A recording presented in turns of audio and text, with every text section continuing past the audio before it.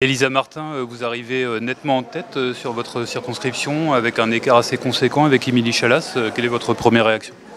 Ma première réaction d'abord, c'est de remercier tous ceux qui se sont mobilisés, à la fois en votant pour nos candidatures et puis évidemment en menant cette très belle campagne qui s'est menée au travers de la Gauche Unie dans un esprit de fraternité très important, ce que je veux absolument saluer, mais aussi dans un contact avec les Grenoblois, les Fontenoy, les habitants de Sassenage, etc., qui était très positif et très constructif. Évidemment, ma deuxième réflexion, c'est que nous avions raison et que oui, ce premier tour de l'élection législative est bien le troisième tour qui va nous permettre d'inverser la donne et de redonner parole à l'ensemble des citoyens de France qui ne veulent pas, évidemment, supporter Monsieur Macron et l'ensemble de ses supporters gouvernementaux, parlementaires pendant 5 années. Voilà.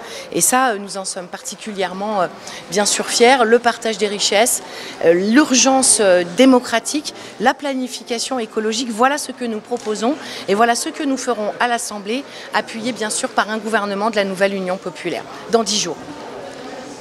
Est-ce que l'ampleur de ce score est une surprise pour vous? Oh, surprise, pas surprise, moi je sais pas, je n'ai jamais trop raisonné de cette façon. Les gens votent, on fait les comptes et voilà, ça donne ce résultat. Et encore une fois, je remercie tous ceux qui se sont déplacés, les habitants des quartiers populaires, les jeunes gens, les familles, les hommes, les femmes, enfin bref, tous ceux qui ont senti qu'il y avait encore un espoir et qu'on pouvait encore une fois changer cette donne.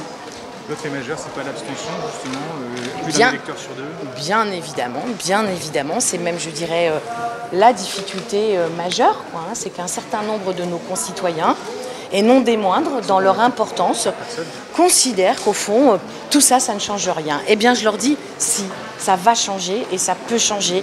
Et au fond, même quel que soit votre état d'esprit, il faut aller dimanche prochain voter pour les candidats de la nouvelle Union populaire, parce que c'est de cette façon-là qu'on redonnera justement du sens à la politique. Je sors d'un débat sur France 3, je suis désolée de le dire. Bien évidemment, les journalistes de France 3 ont fait tout le travail qui était nécessaire, mais sans cesse coupé par les gens du Front National, leur rhétorique de haine, etc. Nous, c'est pas ça dont on a envie. Nous, on a envie d'une vie douce et d'une belle France et d'une belle République.